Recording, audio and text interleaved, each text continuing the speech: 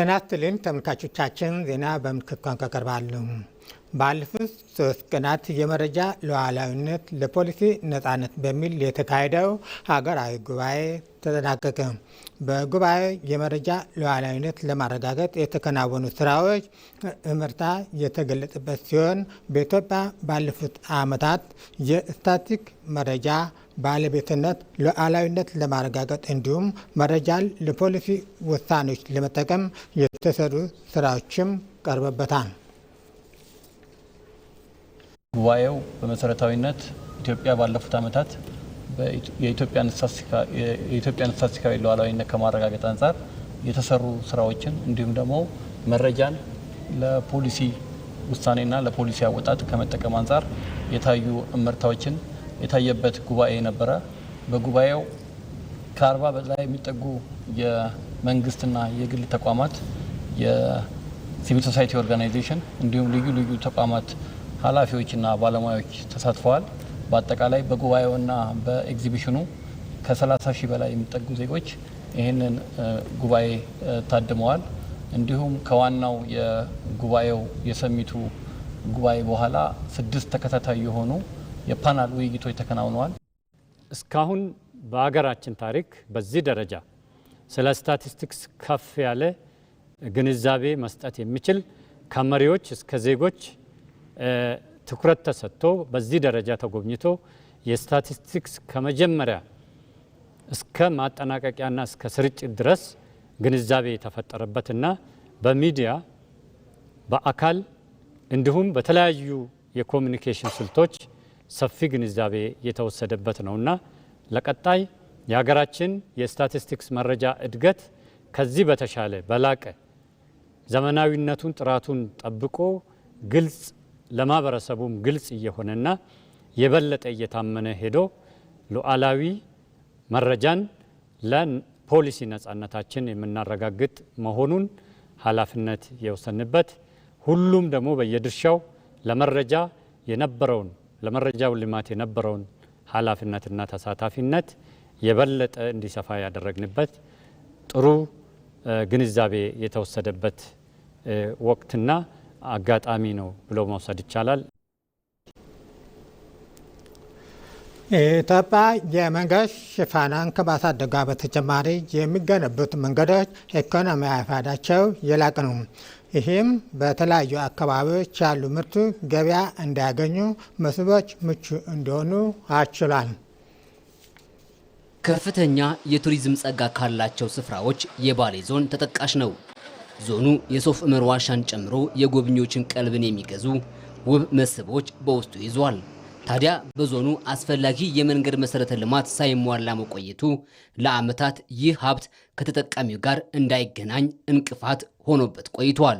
አሁን ላይ ግንባታው እየተጠናቀቀ የሚገኘው የባሌ ሮቤ ጎሮ ሶፍ ዑመር ጊኒር መገንጠያ የመንገድ ፕሮጀክት አካባቢው ያለውን ውበት ይበልጥ የሚገልጥ ቱሪዝሙን ያነቃቃና አቅምን ወደ ኢኮኖሚ ለመቀየር በር የከፈተ ሆኗል። እንደ ባሌ ዞንም ይሁን እንደ ወረዳችን ሶፍ ዑመር ዋሻን ጨምሮ በርካታ የቱሪስት መዳረሻዎች ነው ያሉን። የቱሪዝም ሀብቶቻችንን በተለይም ሶፍ ዑመርን ለመጎብኘት ከሀገር ውስጥ ብሎም ከውጭ በርካታ ዜጎች ቢመጡም በመንገድ እጦት ቀላል የማይባሉት ግን ይመለሳሉ። ይህ መንገድ ከተሰራ እኛም ክልላችንም ሀገራችን ኢትዮጵያም ከሶፍ ዑመር ዋሻ ማግኘት የሚገባንን ጥቅም እንድናገኝ እድልን ይሰጠናል ብዬ አምናለሁ። ይህ አካባቢ ደግሞ እንደሚታወቀው በሰፋፊ የእርሻ ማሳዎች መካናይዝድ የሆኑ የእርሻ ፕሮጀክቶች የሚካሄዱበት ፕሮጀክት ሲሆን እንደ ስንዴ፣ ገብስ ያሉ እና የተለያዩ የቅባት እህሎች እዚህ መሀል ላይ ይመረታሉ። ስለዚህ ይህንን መንገድ ገንብቶ መጨረስ አንደኛ እዚህ መሀል የሚመረተውን የእርሻ ምርት ወደ መሀል ገበያ ለማድረስ እጅግ በጣም ወሳኝ ሚና ይጫወታል ማለት ነው።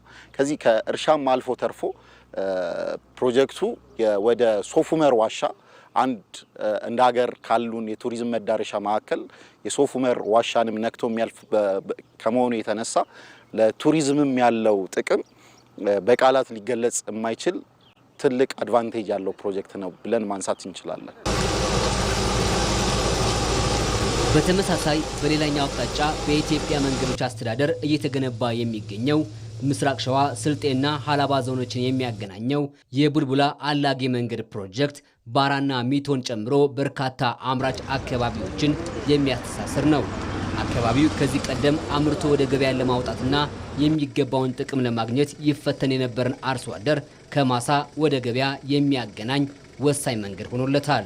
ያለንበት አካባቢ ከፍተኛ የሆነ የግብርና እንቅስቃሴ የሚደረግበት ከፍተኛ ካሽ ክሮፕ በሀገር ውስጥም ከሀገር ውጭ የሚወጡ ምርቶች ያሉበት ነው። ፖቴንሻል ኤሪያ ነው።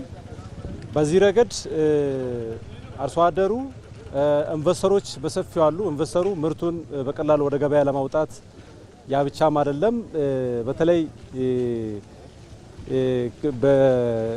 በዋጋ እንዳይጎዳ ወደ ሴንተር ገበያ ወደ ማዕከል ወስዶ ምርቱን ለመሸጥ ትልቅ እገዛ በኢኮኖሚው አግዟል የሚል ነገር ነው ያለኝ።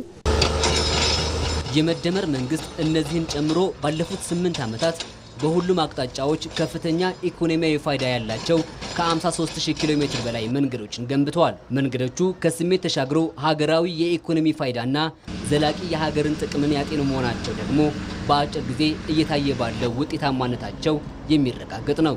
በዚህም ምርቶች በፍጥነት ወደ ገበያ እንዲገቡ የምስብ ተደራሽነት ያስፋፉና በምጣኔ ሀብት እድገት ላይ ጉልህ አሻራ ያሳርፉ ሆነዋል። አሁን ላይም አዲስ አበባን መነሻ ያደረጉ በሁሉም አቅጣጫዎች ተጨማሪ መንገዶች እየተሰሩ ይገኛል። ይህም የትራፊክ መጫነቅን በማስቀረት የተሳለጠ ፍሰት እንዲኖር ያስችላል። ይህም ኢኮኖሚያዊ ጥቅሙ በቀላሉ የሚመዘን አይደለም። ከአዲስ አበባ መነሻ አድርጎ ወደ 5ቱም በሮች 100 ኪሎ ሜትር ወደ አዳማ ይታወቃል ሃይዌይ አለ። ለምሳሌ ወደ አምቦ የቀደመው መንገድ እንዳለ ሆኖ ሌላ መንትያ መንገድ እየሰራን ነው። ስንጨርስ አንዱ መሄጃ አንዱ መምጫ ይሆናል። መሃል ላይ ተክል ሃይዌይ እንለዋለን። ወደ ደብረ ብርሃን አንድ መንገድ እየጨመርን ነው። አንዱ መሄጃ አንዱ መምጫ ነው። ወደ ፊቼ ወደ ወሊሶም አለ በ5ቱ በር። ለምን አዲስ አበባን ማዕከል አድርጎ ከፍተኛ የትራፊክ መጨናነቅ ስላለ በእነዚህ አማራጭ መንገድ 100 ኪሎ ሜትር ሰርተን እነሱ ደግሞ ውጤት ሲያመጡ ደግሞ 100 እየጨመር ለማዳረስ ማለት ነው። በዚህ ምክንያት በይኑናና አዋሽ ሰራነውም ስራ በሃይዌዩ ወደዚህም የሰራነው ቀደም ባልኩት ሐሳብ በወሊሶም ይሁን በአምቦ በሁሉም አቅጣጫ ሰው ከአዲስ አበባ ዊኬንድ እየወጣ በእንዲህ ባለው ነፋሻ አየር በጣም በሚያምር ለአይን ታይቶ የማይጠገብ ከባቢ ላይ ሊዝናና ይችላል። የኢትዮጵያ የመንገድ ሽፋን ከ8 ዓመታት በፊት ከነበረው 126000 ኪሎ ሜትር አሁን ላይ ከ180 ሺህ በላይ ማድረስ ተችሏል። ይህ ትርጉም ያለው የመንገድ ሽፋን ማደግ በተለያዩ ዘርፎች እያበረከተ ያለው ሚና የላቀ ነው። ይህም መንገድ አድራሽና መላሽ ከመሆን የኢኮኖሚ ሞተር እየሆነ ለመምጣቱ ማሳያ ነው። የአዲስ አበባ ከተማ ከንቲባ አዳነች አቤቤ 44 የመኖሪያ ቤቶችና ሱቆች ያሉትን ባለ 5 ወለል ህንፃ ለተጠቃሚዎች አስተላለፉ።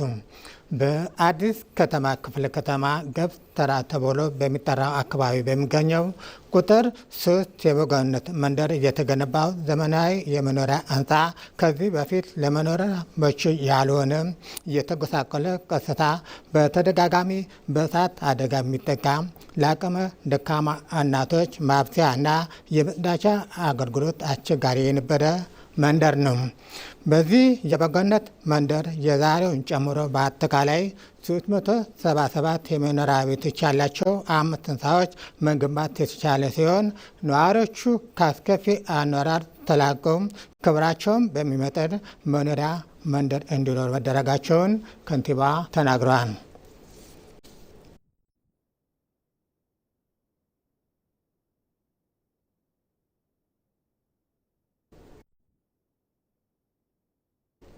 በመጨረሻም በአፋር ክልል በተለያዩ ዞኖችና ወረዳዎች መካከል ያለውን የትራንስፖርት ትስስር ለማጠናከር ከ433 ሚሊዮን ብር በላይ ወጪ የተገነቡ የመንገድና ድልድይ ፕሮጀክት ተመርቀው ለአገልግሎት ክፍት ሆኑ።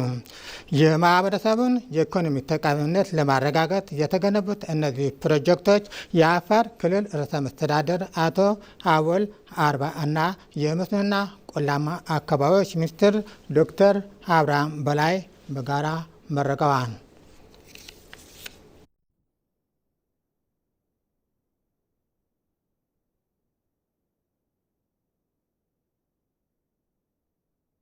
የሰራናቸውን የጀመርናቸውን ጨርሰን አስመርቀናል። ያስጀመርነውን ደግሞ ጨርሰን እንደገና እንደምናስመርቅ ምንም አልጠራጠርም። ብልጽግና ማሰብ ብቻ ሳይሆን መጀመር ብቻ ሳይሆን ከጀመርነው ካሰብነው ካቀድነው በላይ አፍጥነን በጥራት እንደምናጠናቅቅ ይህንን ሁለቱም ዞኖች ከትናንት ጀምረን ዞን 3 እና ዞን 5 ከ3 ቢሊዮን በላይ ፕሮጀክት ከትናንት ጀምሮ እስከ ዛሬ አስመርቀናል። እዚህ ጫካ ውስጥ ሲሰሩ የነበሩትን ሰዎች ስታግዙና ስታበረታቱ የነበራችሁ ሁላችሁም መመስገን አለባችሁ። እነዚህ ፕሮጀክቶች የብዙዎችን ችግር እንደሚቀርፉ ታውቃላችሁ። በዚህ የሚቀጥል ይሆናል። መንገድ ያጣን ሁሉ ዛሬ አግኝተናል። ይሄ ደግሞ የብልጽግና መንግስት ቃል ገብቶ የመፈጸም ተግባርን ዳግም አረጋግጧል።